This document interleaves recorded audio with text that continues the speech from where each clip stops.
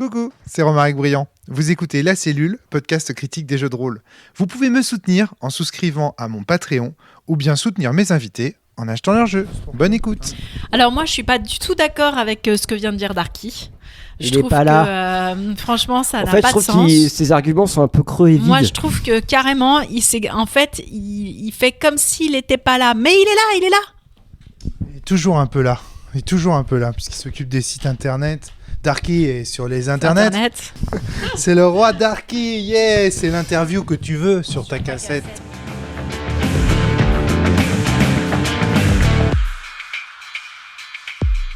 Bonjour à tous et à toutes et bienvenue sur le podcast hebdomadaire de La Cellule. T'as pas la ref, mon œil, ouais, c'était le roi Enoch.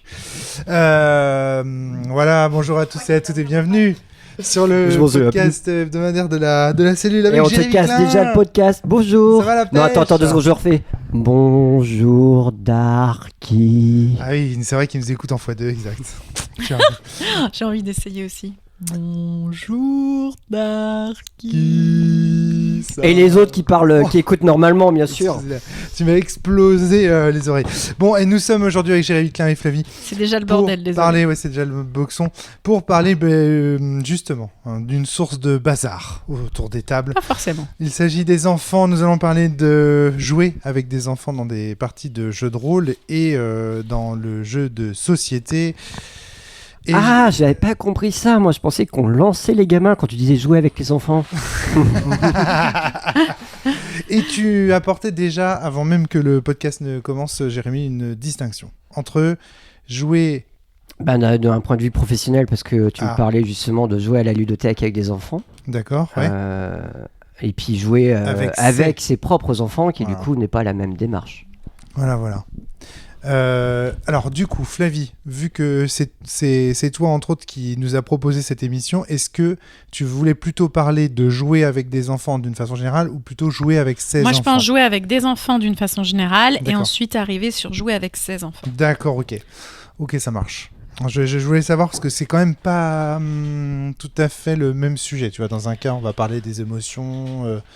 Et dans l'autre, on va plus être dans la technique, entre guillemets, d'être avec des enfants. Tu vois. Moi, je pense la technique d'être avec des enfants. Moi, c'est ça qui m'intéressait. Ok, d'accord. Que sur jeu de rôle ou jeu de société aussi ? Jeu de rôle, moi, j'avais envie plus. Alors après, on sait qu'en ce moment, les frontières deviennent quand même vachement floues maintenant. Déjà, le jeu de rôle, c'est un jeu de société, déjà pour commencer. Oui, donc, mais je parlais de manière... Est-ce que moi, je parle d'un point de vue ludothécaire ou dans ma pratique générale ou dans mes petites pratiques d'atelier jeu de rôle que je peux faire avec des enfants ? Ok. J'ai un truc à aller chercher. Oui, je t'en prie. Donc là, c'est la pause. Donc on peut dire n'importe quoi. On dit rien pour permettre à ceux qui montent après de savoir ce qu'il doit couper. Va bien te faire foutre, la personne qui monte. Hein. Va bien te faire foutre. Ça prend combien de temps ? T'avais une idée derrière la tête quand t'as proposé cette émission ? Moi, j'ai déjà plein de trucs à dire. Mais... Non, en fait... L'un des trucs que j'ai en tête quand je propose cette émission, c'est parce que je connais des gens en fait qui ont joué avec des enfants. Et à chaque fois, je suis pas du tout d'accord avec ce qu'ils me racontent sur la surprotection de l'enfant, etc. Et sur le fait que souvent, je trouve qu'on propose aux enfants des contenus peu intéressants. Et j'aurais bien aimé parler de ça. Est-ce que tu peux donner des exemples de contenus pas intéressants ? Par exemple, ils leur font jouer à un jeu qui, à la base, me paraît tout à fait pertinent, Petite Sorcière, ou les trucs de Harry Potter, mais ils suppriment tous les trucs qui vont apporter en fait de la confrontation aux habiletés sociales. Genre, on pré-mâche toutes les difficultés parce qu'on soupçonne qu'ils ne vont pas être capables de les résoudre. Et ça m'agace. Alors là, ok, je suis d'accord avec toi, je pense. C'est un truc, moi je dirais même les quelques scènes, parce que c'est des scènes, quand je rencontre des enfants que j'ai pu faire du jeu de rôle, généralement je les vois 1 heure. Donc du coup ça reste de l'ordre de la présentation rapide du jeu, d'un système de jeu inventé à la va-vite avec quelques jets de dés. Et ensuite je commence in media res et c'est dans une situation qui n'est pas agréable. Et l'idée, c'est justement de dire, il y a une difficulté, comment vous allez faire pour gérer le truc ? Est-ce que vous allez vous mettre ensemble ? Est-ce que vous allez partir chacun de l'autre côté ? Là, je leur laisse libre cours, mais s'il n'y a pas de problématique qui est vite posée, en tout cas moi dans mes scénettes d'1 heure, on va perdre du temps, quoi. Et puis ça va pas être drôle, aussi bien pour nous que pour eux. parce qu'au bout du compte, quand on a des souvenirs d'enfants, ce qu'on regardait déjà en dessin animé, c'était aussi des héros qui étaient dans des situations assez dangereuses. Enfin, Ouais. je pense à Ulysse 31, parce que là, je te vois. Enfant des années 80. Oui, mais enfant Oui, mais même d'aujourd'hui avant. aussi, si on respecte. Alors, ouais, pardon, je te Vas-y, laisse finir. Vas-y.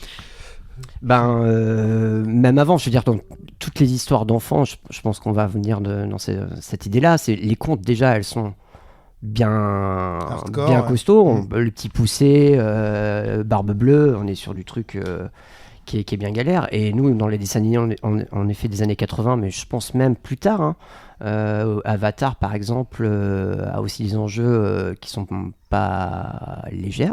Non. Non, c'est même très intéressant même comme très série. Alors, je intéressant. suis fan, moi. Et donc, du coup, Ulysse 31, je te dis, c'est la première image que j'ai Ouais. en tête, mais on prend c'était n'importe quelle autre. Ils sont dans une situation où tu dis, waouh, j'ai pas envie d'être dans leur situation. Déjà perdu au milieu de l'espace, toute la famille qui est piégée dans un sommeil profond, et puis il va falloir visiter des planètes inconnues où il va falloir confronter 1000 dangers. Ben oui, ça fait un peu peur, mais en même temps, ça met de l'enjeu, et puis on a envie de vivre l'aventure, et en tant que gamin, on a envie de la vivre. Donc, Parenthèse, pardon, excuse-moi, je crois que tu avais fini. Ulysse 31 est rediffusé en HD en ce moment à la télévision française. Et donc voilà, donc c'est aussi l'occasion de dire que j'en permets, je fais un peu de publi-reportage au passage pour dire que j'ai donc publié un jeu de rôle en fanzine d'Ulysse 31 que vous pourrez retrouver sur romaricbriand.fr. Essayez-le, mangez-en, il est bon. Et donc voilà, si vous aimez Ulysse 31, sachez qu'il y a un jeu de rôle gratuit en print and play sur romaricbriand.fr. Alors, je suis pas venue, moi, sur ce podcast sans aucune référence théorique. En fait, j'en avais une en tête quand je t'ai proposé le podcast. D'accord, ok. En fait, c'est quelqu'un qui s'appelle Diana Baumrind. Alors, je suis désolée, je vais l'épeler parce que ça se trouve, ça se prononce pas. Ça se trouve, ça se prononce Baumrind. B-A-U-M-R-I-N-D. Qui a travaillé, en fait, sur les caractéristiques de 4 styles éducatifs selon 4 dimensions. Et je trouve que ça éclaire beaucoup de choses sur ce que je vais dire après. Donc je suis désolée, je vais faire un long monologue pour expliquer en fait la théorie de Diana Baumrind. Je suis désolée, j'écorche. Diana, puis voilà. Diana, je vais expliquer la théorie de Diana, qui à la base s'intéresse en fait aux différents styles familiaux, mais je trouve qu'en fait qu'on soit éducateur, parent, enseignant, ça explique beaucoup de choses. D'accord. Alors il y a 4 dimensions. Il y a le témoignage de l'affection, de la sensibilité, de l'acceptation. Moi, je vais appeler ça, dans mes souvenirs aussi de ces articles, je crois qu'elle appelait ça la chaleur. Je crois qu'elle est anglaise. Elle appelait ça la chaleur, heatness, si mes souvenirs sont bons. La deuxième dimension, c'est la communication parent-enfant. Donc moi, je vais généraliser ça sur adulte-enfant. La troisième dimension, c'est le niveau d'exigence en matière de maturité. Et la 4e dimension, c'est la stratégie disciplinaire, l'encadrement, la punition, mais comment on pose le cadre, en fait, c'est surtout ça. Et Attends. Et la 4e, c'est l'encadrement. c'est comment on pose le cadre. Alors pour certains, ça va être la punition, etc. Mais moi, je vois vraiment comment on pose le cadre, en fait. Parce la punition ou la récompense, en fait. Exactement. C'est pour ça que je parlerai plutôt de cadre, d'encadrement. Bien. Ok, ouais. Je vais vous parler des styles des moins chouettes jusqu'à celui qui me parle. D'accord ? Ok. Il y a le style désengagé. Alors attends. Donc il y a 4 dimensions à la théorie de Baumrind. Et dans ces 4 dimensions, on va les explorer pour déterminer 4 styles éducatifs. D'accord. C'est comme il y a 4 et 4, savais pas. Okay. Ouais. 4 styles éducatifs. Ok. Dans le premier style, il y a le style désengagé. Bon, tout est dit dans le titre. Hein. En gros, il se désengage de tout. Il n'y a pas beaucoup de témoignage de chaleur, il n'y a pas beaucoup de communication. L'exigence en matière de maturité est faible et il y a très peu en fait d'encadrement. C'est des gamins qui globalement sont laissés seuls en roue libre en fait et qui sont très très angoissés. Premier style désengagé. Ouais. Ok. Le deuxième style dont je vais parler, c'est le style permissif, qui à mon avis dans lequel se situe un des trucs dont je parlerai tout à l'heure. Où le témoignage d'affection, la chaleur, etc. est très fréquent. La communication parent-enfant, par contre, elle va de l'enfant surtout vers le parent. C'est quasiment jamais le parent qui va vers l'enfant. Le niveau d'exigence en matière de maturité est faible. Et du coup, l'encadrement est très faible. Donc, il y a beaucoup de chaleur, mais c'est l'enfant qui pose ses règles. Et donc, c'est un style éducatif dans lequel les enfants sont aussi très, très angoissé, dans lequel il va y avoir beaucoup de demandes pour vérifier toujours ce que je suis capable de faire. Les demandes vont toujours, je dis bien toujours, être satisfaites. Si la demande n'est pas satisfaite, l'enfant pète un câble, en gros, et le parent aussi, puisque le parent ne sait pas organiser en fait le cadrage, et donc va toujours lui demander dans ces cas-là quelle est ton autre demande, ou alors va s'arranger pour passer à côté, pour éviter de voir en fait, d'être confronté à ça. Ok. Le troisième style, qui est un style En tant que papa ou maman, j'imagine que vous êtes déjà en train de vous reconnaître dans certains styles. Le troisième style dont je vais parler, c'est le style autoritaire. Donc là, évidemment, ça y est, on arrive enfin à mon style à moi. Alors, figurez-vous que justement, c'est un style qui est très très présent en France. C'est un style très très français, l'autoritaire, c'est-à-dire que les Français se retrouvent beaucoup là-dedans. Ça va avec ce qu'ils votent. La moitié du monde est comme ça. Hein. C'est ça. Non, c'est pas ça. la moitié, justement. Loin de là. Oh là là, attention. Pas justement. Tu vois, tu regardes trop les médias Bolloré. Tu regardes trop Bolloré. Même pas. C'est qui ? Alors, dans ce style autoritaire, il y a peu de témoignages de chaleur, d'affection. Pas d'affect. C'est plutôt rare. Ça ne veut pas dire qu'il n'y en a jamais, mais c'est plutôt rare. Les demandes, la communication parent-enfant est unidirectionnelle. On est sur le parent vers l'enfant, donc on est vraiment sur un style d'éducation descendant. Fais ce que je dis, pas ce que je fais. Et comprends que ce que je te dis, c'est Dieu qui te le demande, donc mets en place. Le niveau d'exigence en matière de maturité, c'est ça qui, moi, me gêne, est très, très élevé, trop élevé. On demande beaucoup à ces enfants-là, c'est pour ça que je vous parlais de style descendant, en fait. Parce que dans le style descendant, c'est-à-dire quand on est devant une classe, par exemple, la seule façon pour que ça marche, le style descendant, en fait, c'est que les personnes en face de nous aient un niveau de maturité et d'enseignement, en fait, similaire. Et dans ce cas-là, on va pouvoir leur transmettre quelque chose. Typiquement, la fac et encore. Mais sur ce type, en fait, de style éducatif, du coup, on est sur des demandes trop élevées. Et du coup, pour pouvoir tenir ça, c'est-à-dire quand on demande des choses quand on demande des choses trop dures pour l'enfant et que c'est toujours les mêmes qui communiquent, il faut être très très ferme, donc c'est beaucoup de contraintes.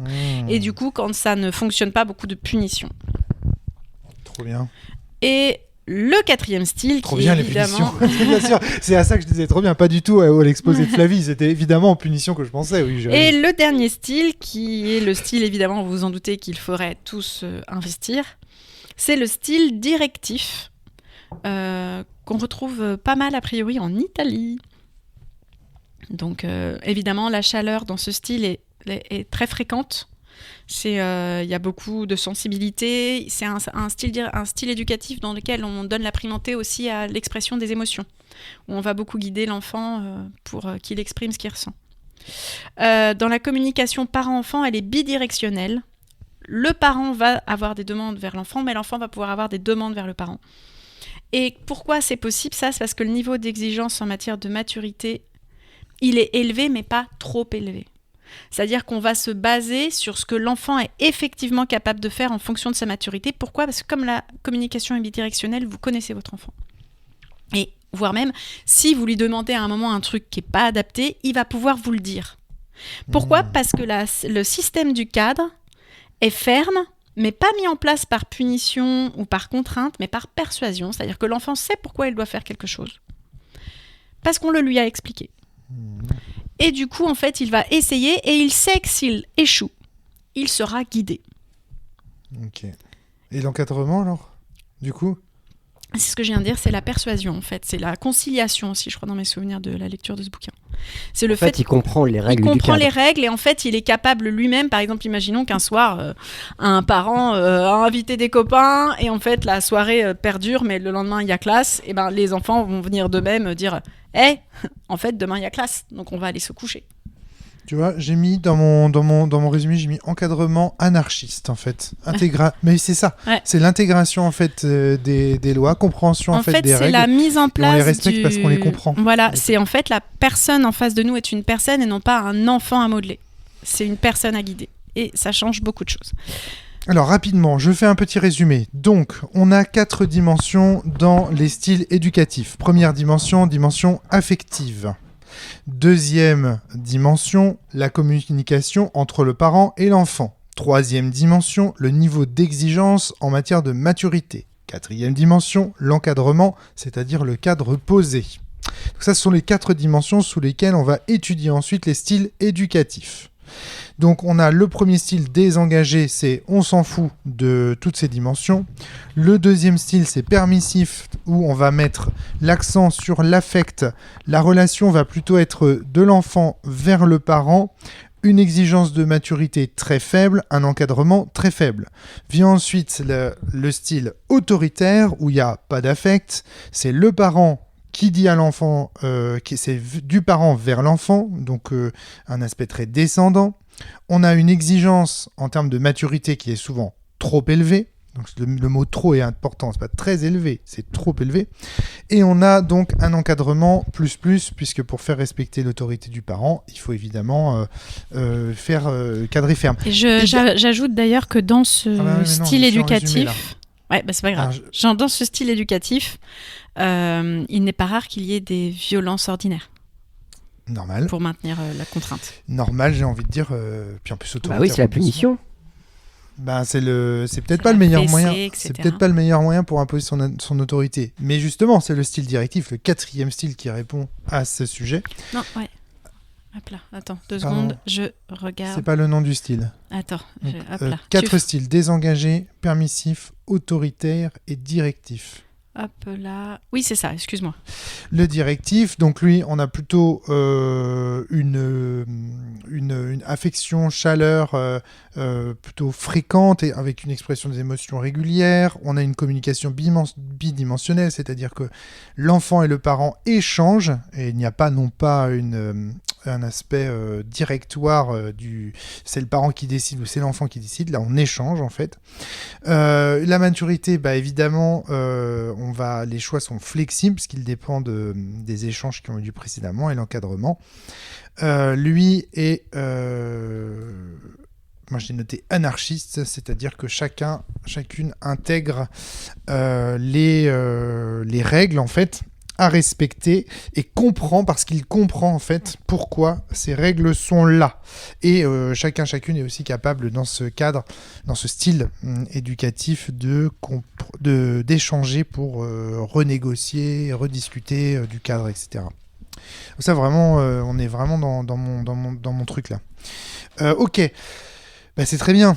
Alors, et là, du coup, je vois le parallèle que tu veux faire. Tu vas essayer de nous faire un parallèle entre ça et la façon dont les règles, le système, le MJ met la partie en branle. Ouais, pas seulement, mais en fait, le premier parallèle que je voudrais faire, c'est que très souvent, en fait, quand on a des parents permissifs qui vont vouloir jouer au jeu de rôle, en fait, avec leurs enfants, ou des gens qui jouent au jeu de rôle avec des enfants et qui ont, mine de rien, qui sont habitués à un système éducatif permissif, en fait, ils vont partir du principe que l'enfant, en fait, ne sait pas faire. Parce qu'ils ont peu de compréhension, en fait, du niveau de maturité de l'enfant en face de lui. Donc, il va y avoir 2 façons de faire. Soit ils vont tout guider, soit ils vont mettre en place, en fait, des jeux pas intéressants en supprimant, du coup, la difficulté.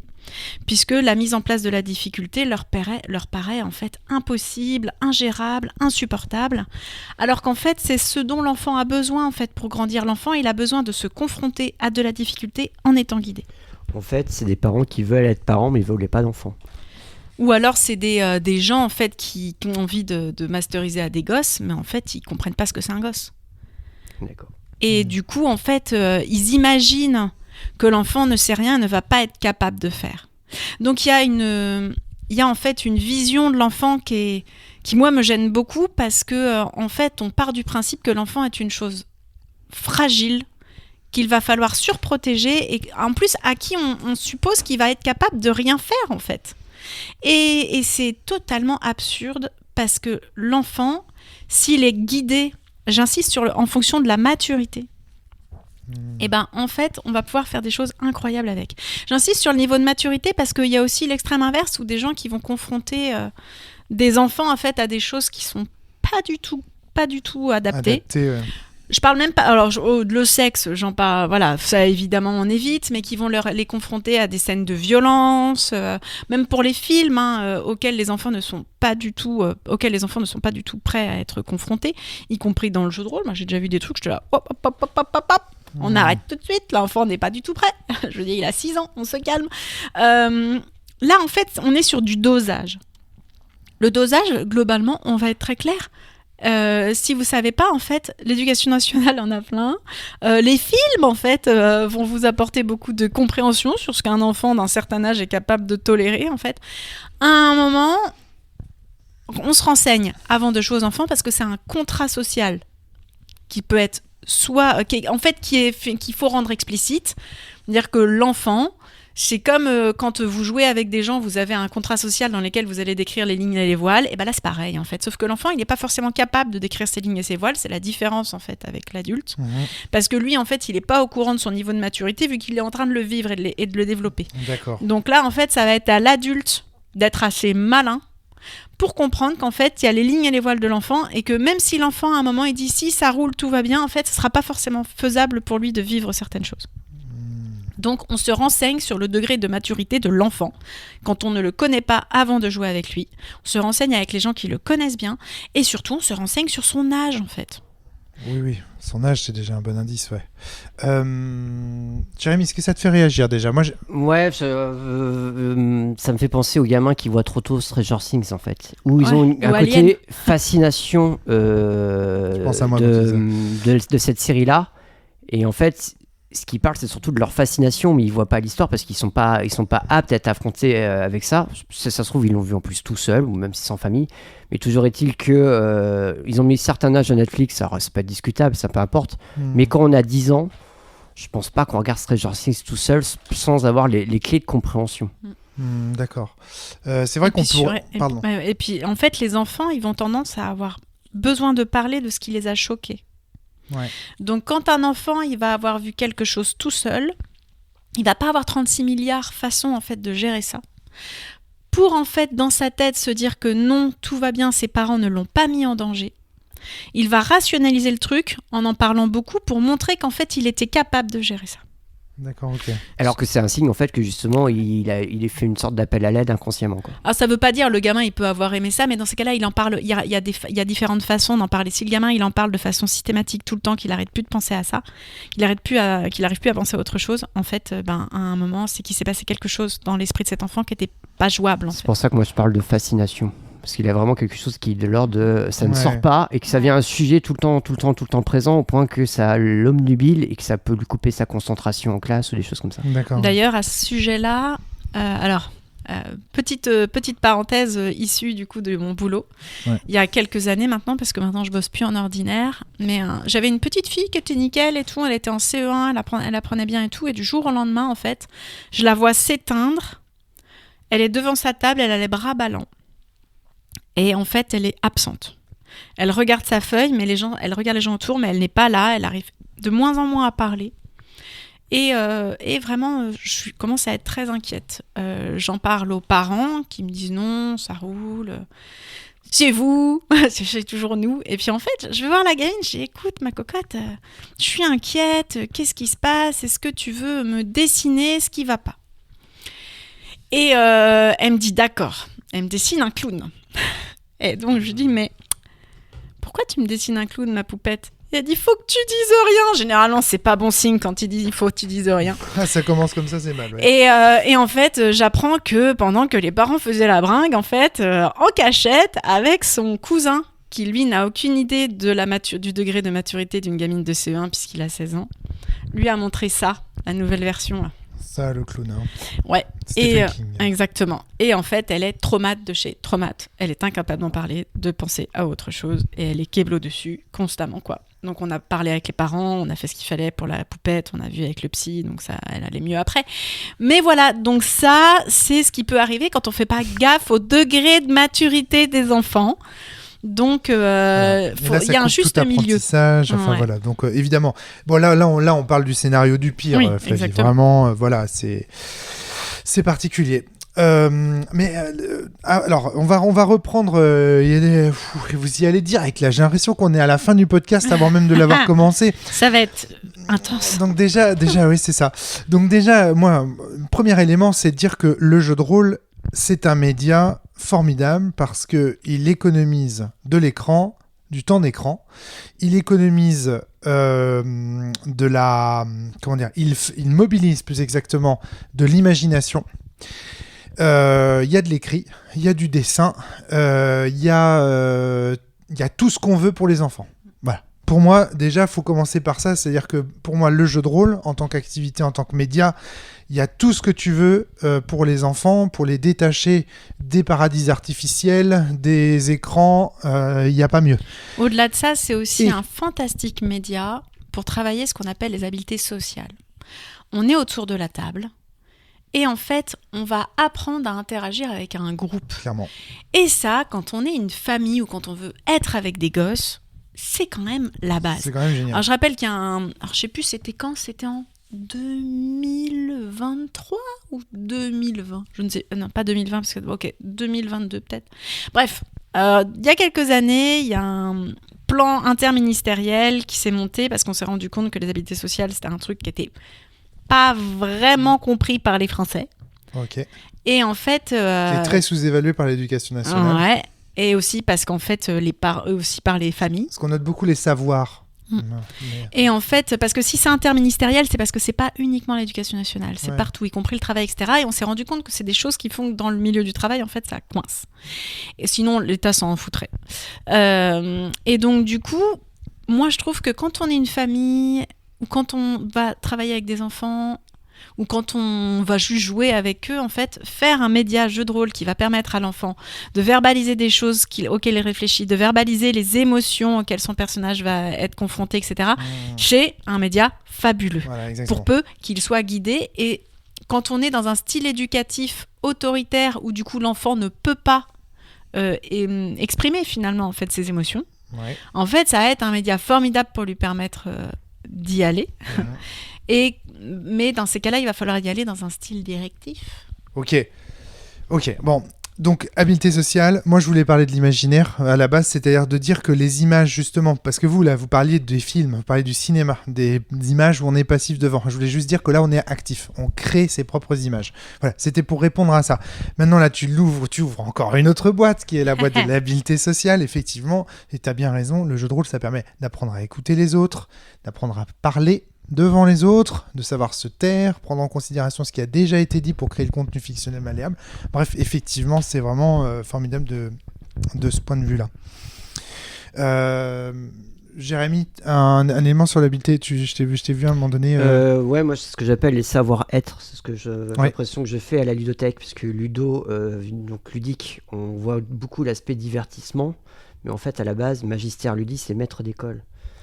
Et que du coup, je dis la différence entre une école et une ludothèque, c'est qu'en fait, dans les écoles, il y a des savoirs et des savoir-faire, et dans une ludothèque, au moins, on peut il y a des savoir-être. Alors, les savoir-être sont aussi présents à l'école. Je suis d'accord. Ouais, bien sûr. Parce que je suis aussi dans les écoles et je vois aussi comment ça se passe. Mais c'est juste une manière de dire qu'effectivement, les jeux, en règle générale, le jeu de rôle, bien sûr, mais dans les autres jeux, les jeux coopératifs notamment, je vois ces enjeux de société et de comment on doit interagir ensemble pour éviter d'avoir « Ah, c'est à cause de toi qu'on a perdu au jeu coopératif parce que tu as fait un OD ». Non, c'est pas comme ça que ça s'exprime. C'est pas la faute de quelqu'un que quelqu'un fait un OD. Ouais, c'est à cause de Darky. Qu'on a perdu au jeu. Sinon, c'est à cause de Darky aussi qu'on fait un OD. Qu'on fait un OD. Effectivement, apprendre aussi à mesurer ses échecs, l'impact de ses actions dans le cadre du collectif, c'est-à-dire de se dire, bah tiens... j'ai fait ça, je suis responsable de ça, et donc là, c'est peut-être ma faute, mais en même temps, il y a le collectif. L'interaction entre l'individuel et le collectif aussi est très important au sein du dispositif ludique en général, du jeu de société en général et du jeu de rôle en particulier. Donc ça, c'est quand même des choses qui sont très importantes. Mais moi, surtout, donc ça, passé cette petite introduction, parce que pour moi, on aurait dû commencer par là. Maintenant, retournons à ce que tu disais tout à l'heure. C'est que du coup, parce que tu y vois dans le jeu de rôle toutes ces vertus éducatives qu'on a énumérées à l'instant, c'est pour ça que tu fais le lien avec la théorie de Baumrind. Et donc voilà, donc c'est ça. Et alors moi j'ai coutume de dire, mais je ne sais pas si vous allez m'arrêter là-dessus, qu'en fait il n'y a pas d'enfant. En fait ça n'existe pas. Il y a des degrés de maturité. Voilà, c'est-à-dire que moi en fait, pour moi, quand tu es face à quelqu'un que tu ne connais pas, tu deviens un enfant. C'est-à-dire que tu joues avec la personne. Au début, tu dis et si je te dis ça, comment tu réagis ? Il va y avoir quand même une différence, c'est que l'enfant, il va avoir du mal à savoir, en fait, surtout s'il vient d'un style éducatif autoritaire ou permissif, il va avoir du mal à être capable de dire quand est-ce que quelque chose va ou va pas. D'accord. Et du coup, et ça peut être vrai aussi pour les autres, je parle même pas les pauvres. Mais tu crois pas qu'il y a des adultes qui sont restés des enfants, en fait ? Du point de vue de ce que tu parles là, je veux dire... Oui, mais là, ce que je te dis, c'est comme on parle des enfants, il y a quand même une différence, c'est que l'enfant, il est quand même... Il va falloir quand même être plus régulier encore dans la vérification de est-ce que tout va bien. D'accord. Ça, je l'entends. Hein, c'est quand même important, ne serait-ce que pour lui, qu'il sache que tu es là, que tu ne l'abandonneras pas et que tu vérifies déjà régulièrement. Oui, parce que je parle du contrat social, je ne t'abandonne pas. C'est ce que j'allais parler d'Émilie Carbos. Donc en fait, c'est des trucs qui s'appliquent aux adultes. Oui, des trucs qui s'appliquent aux adultes, mais quand les adultes jouent avec les enfants, ils ont tendance à l'oublier en fait. Ils ont tendance à penser que le contrat social, c'est eux. En fait, et qui s'établit pas en fait, ils ont tendance à penser en fait que l'enfant est trop stupide pour comprendre en fait ce que ça implique. Et donc du coup, plutôt que faire permettre à l'enfant d'investir cet espace-là, en fait, ils vont tout prendre comme espace. Moi, j'ai déjà vu des MJ jouer avec des enfants qui n'étaient pas leurs enfants. Hein. En fait, tout ce que les gamins avaient à faire, c'était lancer le dé, en fait. Ils expliquaient tout à leur place. Parce qu'en fait, ils estiment que du coup, le contrat social, c'est eux qui l'ont. Le contrat social, le principe, c'est que c'est un truc qui est partagé. Mais comme, en fait, les gens, des fois, ne comprennent pas ce que sont les enfants parce qu'ils ont pu être en contact avec des gosses depuis qu'ils en étaient, en fait, eh ben, ils vont avoir tendance à oublier ça. Et malgré tout, il y a le degré de maturité qui est à prendre en compte. Et notamment le degré d'habileté aussi langagière. Ben oui, la capacité à justement exprimer... Ouais. Est-ce que ces adultes-là font pas la même chose aussi quand ils jouent avec des adultes ? Est-ce qu'ils n'ont pas tendance à vouloir justement prendre un peu toute la démarche en disant je fais ma tambouille, je fais ma cuisine, déguster ? Il y en a qui peuvent faire ça, mais l'adulte, lui, il est capable de dire à un moment « Attends, moi, j'ai pas décidé que mon dé, il fait ça. » Alors que l'enfant, surtout en France, où on est habitué au style autoritaire, l'enfant, il va pas être capable de se défendre. Donc, il va pas être capable de dire « Là, je me fais chier. » Et du coup, ça va être des gosses, après, quand on leur proposera du jeu de rôle, ils feront « Bof, non, ça ira. Ça, non. » Parce qu'en fait, on les a pas forcément bien amenés vers ce type de jeu. Mais c'est intéressant, tu vois, la réflexion de Jérémy, elle pousse quand même l'idée que on a une attitude avec les enfants qui est similaire à celle qu'on a finalement avec les autres, en fait. Oui, c'est vrai aussi. En fait, l'enfant, c'est un espèce d'autre, c'est une altérité absolue. Au sens où on imagine bien sûr, on imagine que elle n'a pas encore de normes, elle n'a pas encore de, tu vois ce que je veux dire ? On est sur le mythe de l'enfant sauvage des fois. De l'enfant sauvage, mais complètement à fond. Pour ceux en plus qui auraient lu des et après, des trucs un peu flippants sur l'enfant sauvage. Tu penses à quoi ? Tu penses à par exemple Sa Majesté des Mouches. Voilà, c'est ça. Faut le dire parce que si c'est... Ok, voilà, c'est ça, exactement. C'est-à-dire qu'en fait, en fonction de la vision qu'on a de ce que pourrait être un individu laissé en fait à la merci de la nature, on a envie de dire, ou laissé dans la nature, et en fonction de la vision qu'on en a, on va projeter des choses sur les enfants et donc on va adopter telle attitude. Mais en fait, cette idée-là, on se la fait pas uniquement de l'enfant, on se la fait de toutes les autres, toutes les altérités. C'est juste que l'enfant a quelque chose d'absolu dans son altérité, si tu veux. Il est vraiment absolument autre au sens de j'ai envie. Voilà. Donc c'est ça. Donc je comprends parfaitement ça. Maintenant, moi, tu vois, en tant que meneur de jeu et qui propose des parties à des enfants très très souvent, je pars du principe que ce ne sont pas des enfants. Ce sont des personnes. Ce sont des personnes. Exactement. Voilà. Et c'est ce que suppose le style directif dans l'éducation. Voilà. C'est qu'on va avoir des choses à s'apporter des deux côtés. Et pour le coup, c'est très vrai. Enfin, moi, pour le nombre de parties de jeux de rôle que j'ai faites, il y en a certaines où j'étais... Enfin, même où on a des jeunes joueurs qui nous ont masterisés, où j'ai passé des super moments, en fait. Parce qu'en fait, à un moment, il faut se dire que la personne en face de toi, elle va pouvoir t'apporter des choses et que tu ne vas pas être le seul à lui apporter quelque chose. Mais tu vois, j'ai l'impression que le style directif, c'est un peu le style absolu parce qu'il engage les 3 autres styles. C'est-à-dire qu'en fait, il y a des moments où pour être dans le directif, tu dois être autoritaire. Alors, je ne suis pas d'accord, justement. Alors, attends. Parce que l'autoritaire, justement, il pose le cadre sans l'expliquer. L'autoritaire, c'est juste, c'est comme ça, et puis c'est tout. Bah oui, mais si tu veux que la personne comprenne en face de toi qu'il y a des autorités et de l'autoritarisme dans le monde, il faut quand même, dans le jeu de rôle, lui montrer que ça existe. Oui, mais du coup, on va pouvoir le faire par la fiction. Justement, tu vois, le type d'éducation directif, il suppose de bien connaître en fait les autres types. Et par exemple, j'ai envie de dire, il y a des moments dans le jeu de rôle où tu laisses. J'ai un exemple en tête, par exemple, dans Secret of Us, quand on a joué avec Maël, je l'ai laissé volontairement. J'ai été très permissif. Je l'ai laissé volontairement faire tout un tas d'erreurs pour à la fin. En fait, lui montrer, tu vois, quelque part, regarde, voilà, t'as fait la politique de la terre brûlée, regarde maintenant le résultat, regarde dans la fiction qu'est-ce qui se passe et tout ça. Quelque part, tu vois, j'ai été permissif, j'ai été autoritaire, tu vois, en tant qu'OMJ, tu passes d'un mode à l'autre pour être directif. Mais en fait, l'idée, pour moi, quand on va jouer au jeu de rôle avec des enfants, c'est d'être uniquement dans le style directif. Par contre, pour reprendre ce que tu as fait avec Maël, tu l'avais prévenu. Tu avais dit, attention, si tu continues à faire ça, le grand méchant, il est comme ci, comme ci, comme ça. Il va faire ça, ça, ça. Donc en fait, c'était un choix de la part de Maël de continuer à faire ça. Mais l'idée qu'on puisse être permissif, etc., je veux dire, quand il y a les règles, si on suit les règles du jeu de rôle qu'on va faire, en fait... le style va arriver. En fait, ça dépend aussi quel type de jeu à quel type de jeu on va faire jouer les enfants. Tes jeux, il s'avère que tes jeux, ils sont de base, on pourra en parler après, mais ce sont des jeux directifs en fait, puisque c'est des jeux qui supposent de pouvoir parler et questionner le MJ, et que le MJ aussi puisse questionner ses joueurs. Ce n'est pas le cas de tous les jeux de rôle. Alors là, c'est encore autre chose. C'est-à-dire que tu essayes d'analyser les dispositifs que les différents types de jeux de rôle mettent en place, que les règles des différents types de jeux de rôle mettent en place, les systèmes que différents types de jeux de rôle mettent en place, à l'aune de des styles éducatifs. Ouais.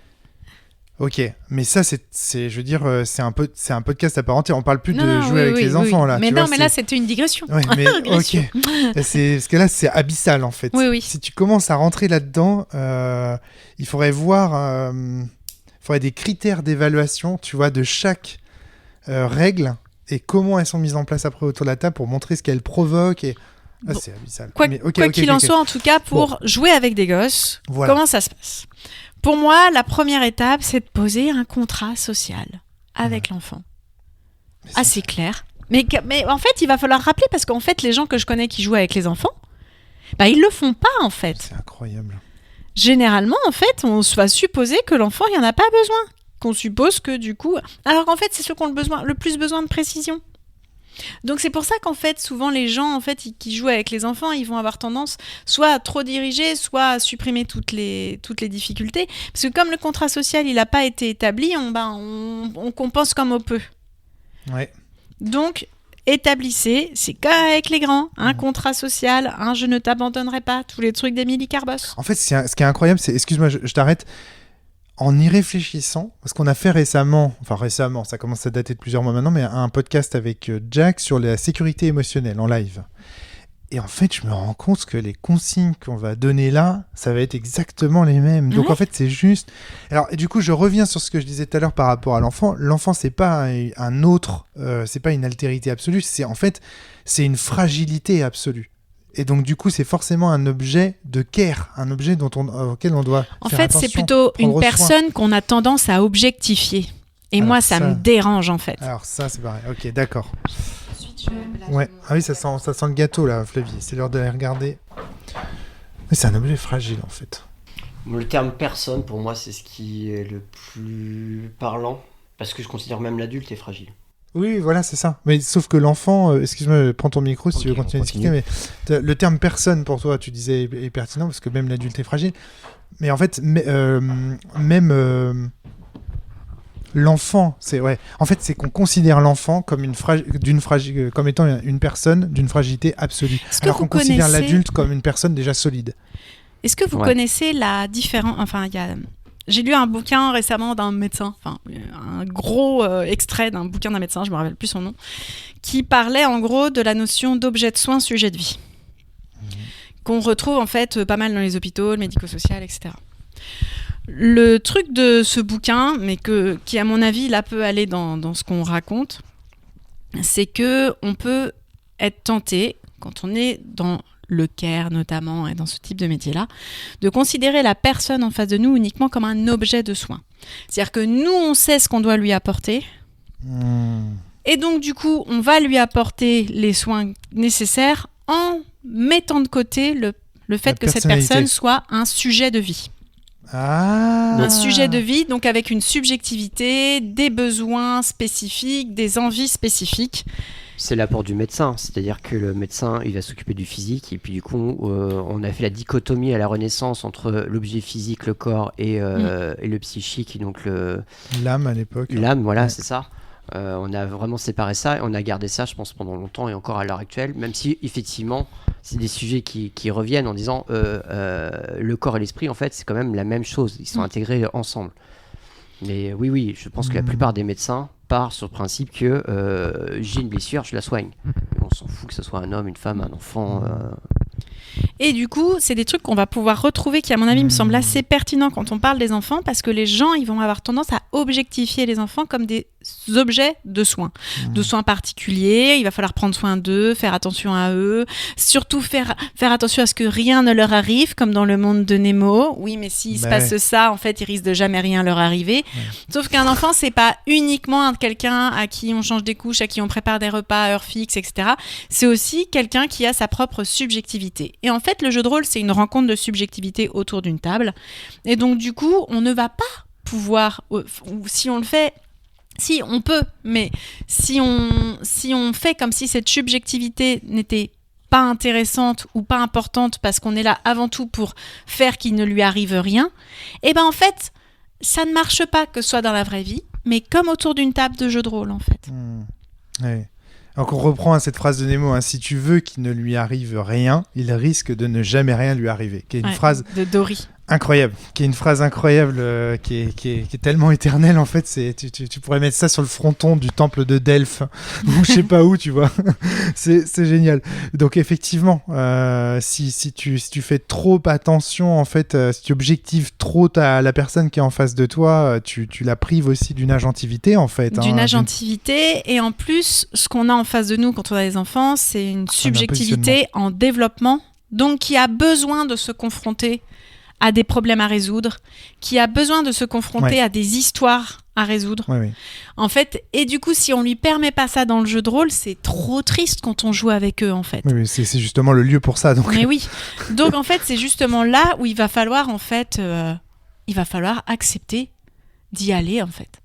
De proposer des histoires intéressantes, etc. De pouvoir leur proposer, comme les grands, de pas changer le système, parce qu'en fait, alors, si vous avez choisi un jeu de rôle avec un système où vous pensez qu'en fait, ils vont pas comprendre le système parce qu'il y a trop de choses à calculer et tout, changez de jeu. En fait, prenez un système Oui, qu'ils vont être capables de comprendre, en fait, dans lesquels ils vont pas avoir besoin de calculer des choses alors qu'ils sont pas rendus à un système de calcul comme ça.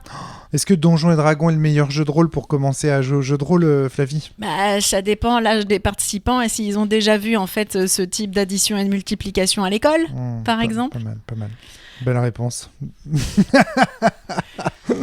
Donc moi, j'estime pas qu'il y a un bon jeu pour démarrer quand on est enfant. Ça va dépendre de l'enfant qui est en face de vous parce que ça va dépendre de ses goûts en fait. Moi, je sais que par exemple. Tu vois, pareil, quand on avait fait, je me souviens qu'on avait fait un sujet quel est le meilleur jeu de rôle pour débuter. Ouais. Et là, c'est pareil, on se heurte au même truc. Donc c'est vraiment. Et du coup, moi, je sais que quand j'ai démarré en fait aussi avec mes enfants, en fait, c'était. Il y avait pas mal tes jeux, mais parce que tes jeux, ils nécessitent quand même... Alors, pas Sens, parce que Sens, d'un point de vue... Sens, on ne l'a pas du tout testé. Non, d'un point de vue psychologique, ils sont pas du tout prêts. Le 4e mur et tout, moi, j'estime que... Oui, puis est-ce que Sens, quelque part, c'est pas un dispositif autoritaire ? Oui, puis c'est un dispositif qui va t'amener à questionner l'autorité pour pouvoir t'y confronter. Or, comme je l'ai dit, quand on manque de maturité, ça va être compliqué de questionner l'autorité en face de soi. Donc, je dirais que c'est plus un jeu pour les ados, en fait. Ouais. Au moment où, justement, tu as ce questionnement sur l'autorité et sur comment tu peux la remettre en question et sur quelle est ta place par rapport à ça. Par contre, moi, Trip to Sky, avec les gosses, c'était top.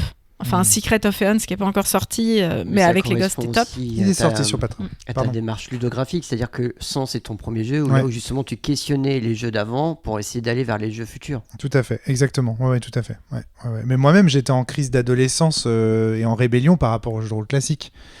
Voilà. Et donc, dans l'idée aussi de sublimer le jeu de rôle classique ou de le discuter. Fait, tu voyais la potentialité du jeu de rôle, mais que tu trouvais ça trop autoritaire. Et tu voulais aller vers le directif. Non, parce qu'il y a quelque chose dans Sens de paternaliste. Et ça, c'est compliqué, Sens, parce que j'étais en désir d'enfant. C'est ce que raconte Sens, en fait. D'ailleurs, c'est un des propos du grand méchant.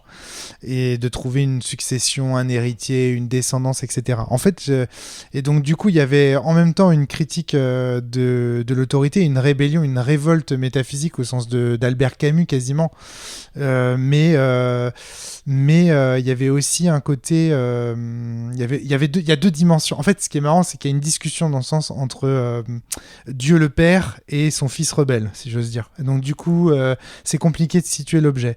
Mais ce qui est sûr, c'est que le dispositif qu'il met en place est autoritaire.